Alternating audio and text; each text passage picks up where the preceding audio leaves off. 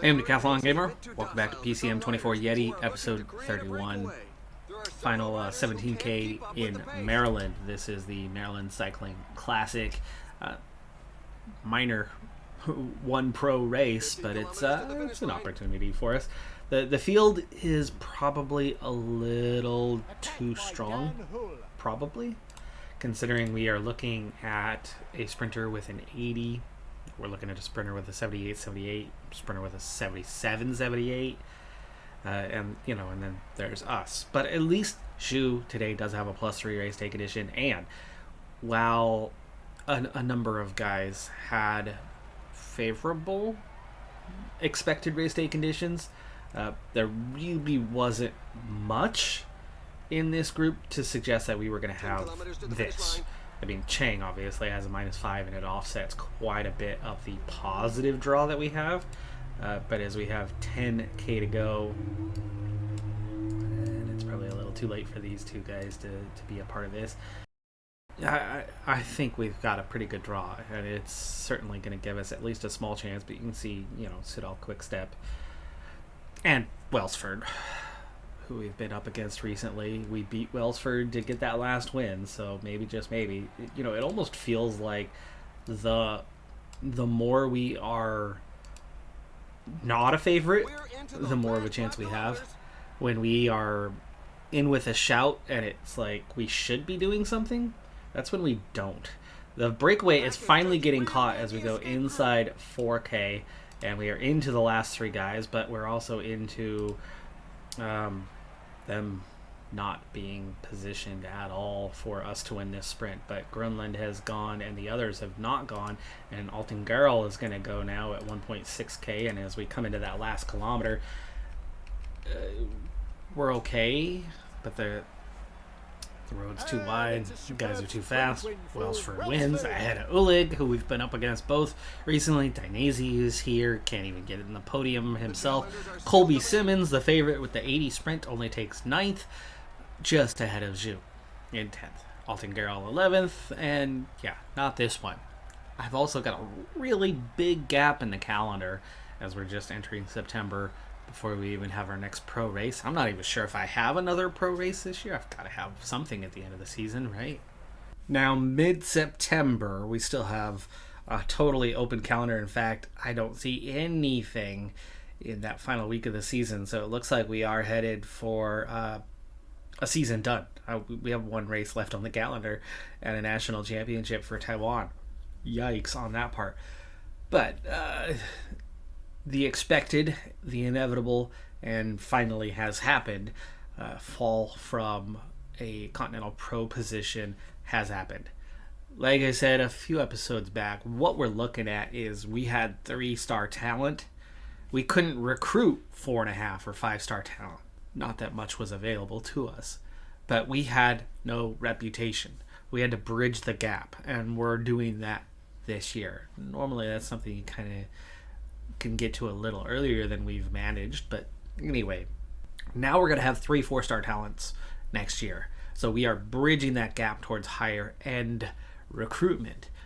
We have snowballed a lot, but we've snowballed a lot of smaller countries, so there's not a lot of better talent available, and there's probably going to have to be something internal to get us to that point. But it's going to take at least 1 4.5, if not a couple, to get into Continental Pro, maybe even 3, the way things are going, because as much as the database has nerfed the levels of nations, there's still plenty of talent out there, and season by season teams get stronger, and so the bar to break into Continental Pro rises.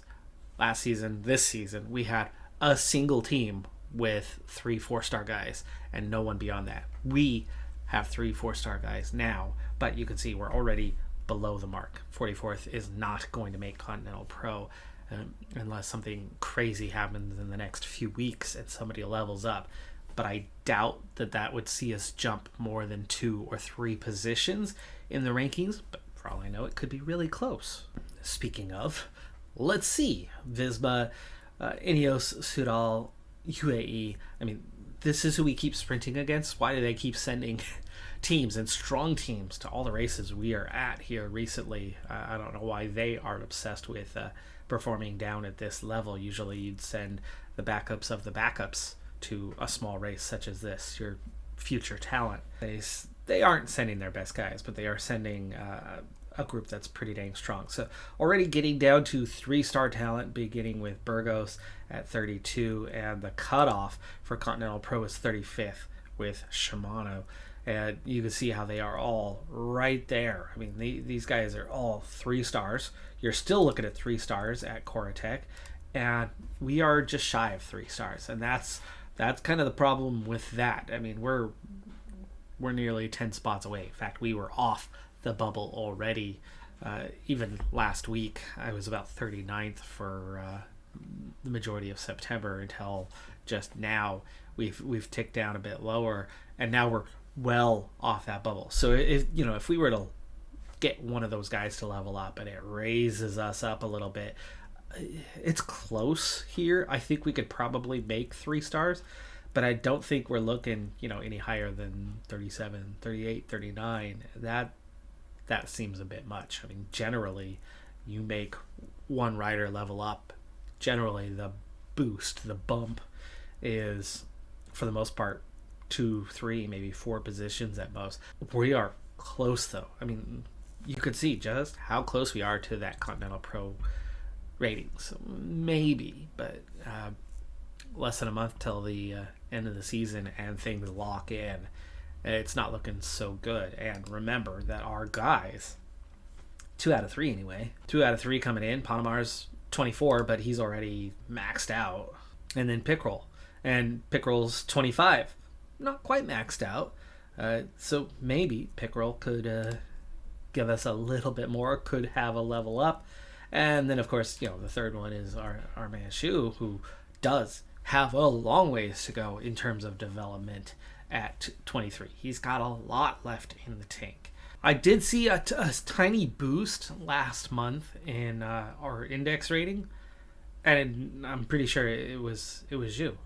Zhu, who had the huge level up back in March, just leveled up in a couple of weeks ago, and that was already the instance. So the one guy that we could expect to maybe level up did.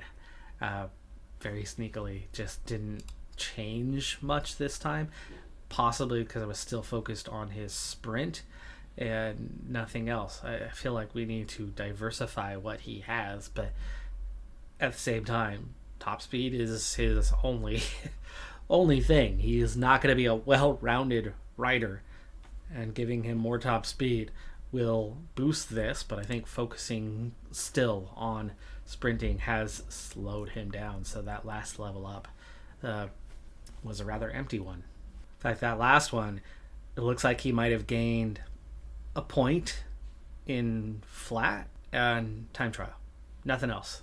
Track season starts tomorrow. Today is graduation for daycare kids that are about to start kindergarten. Some of them tomorrow. One of them actually half day today. This is going to make this a really short episode. I know that we're only probably about 10 minutes into the episode right now, but it's the end of the season, and it's a just logical stopping point for this one, and I've got a lot to do. So that being said, let's wrap this season up with a review of things. First off, we dropped to 46th in the rankings, so we went down 2 more spots, so no level up from the top 3 as expected here at the end of the season. Now, Pogacar comfortably rider of the season, but Milan is the number 2 ranked rider this year, with Evenepoel passing Dali right at the end. Vingegaard only 5th, Philipsen, Van Aert, Sepp Kuss, Pedersen, and Van Wilder are the top 10 in the individual rankings. For us as a team, it was Abdullah who scored the most, getting the national championships for Iraq, was nearly half his points. So while we were having success, the points just weren't adding up. Zhu was the next highest. Taiwan again gets him a third of his points.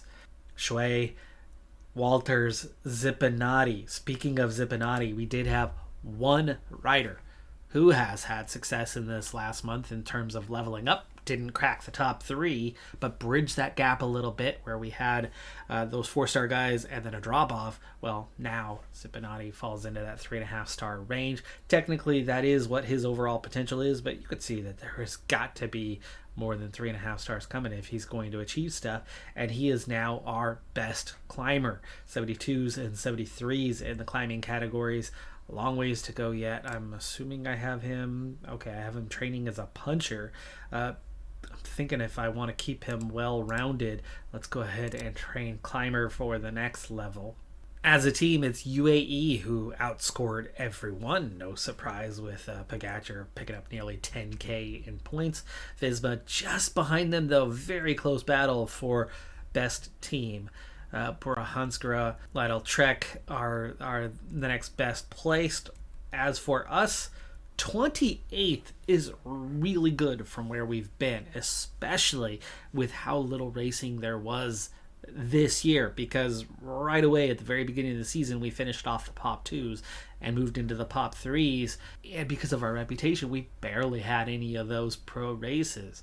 Next season, with literally one pro race outside of some objectives, it's going to be a very quick year as we try to make that push for Continental Pro. But 2,823 points this year, and while it's not by much, that did outscore last season by about 300 points. We had about 2,500 last year, so we only move up slightly, but again, with ourselves being much less active within the gameplay. So that growth coming primarily out of having better riders in the pool who more consistently got results on their own, such as the last stage race of the year, which was like a 0.2. We got a 1-2 with Shui and Abdullah getting a stage win each and collecting the overall. I am making a couple of staff changes for the new season. First off, Orlando Costa, a regional groundbreaking trainer, is being replaced by a second national groundbreaking trainer, so a little more expensive on what we're doing there, and adding in a third scout, our first national level scout. Again, I am using the same requirements as I use for the pool in what I'm doing for the staff. So I can only hire staff members from nations within the pool. So that creates both limitations, but also the financial limitations upon us. We are going into a contract year that it will matter what I do as Yeti Racing coming to an end, and we're going to be looking to obviously increase that in the coming season. We dominated outside of Canada. Apparently we didn't score a top 20 in Canada, but we did secure the points we wanted and needed for the year. But next year we're going to have the exact same funding yet again, but with it going into a contract year, we'll definitely be looking to grow our finances, hopefully staying with Yeti Racing Team.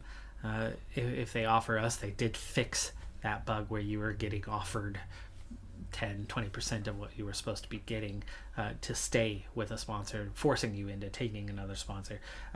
Not 100% opposed to taking a new sponsor on, but again, it would have to be within the realm of a nation that is in the pool. I know it's short. I'm not even at 20 minutes yet, but that is going to do it for this episode. I'm Decathlon Gamer. Like, comment, subscribe, and I'll see you next time. Have a good one. Be safe out there. Bye for now.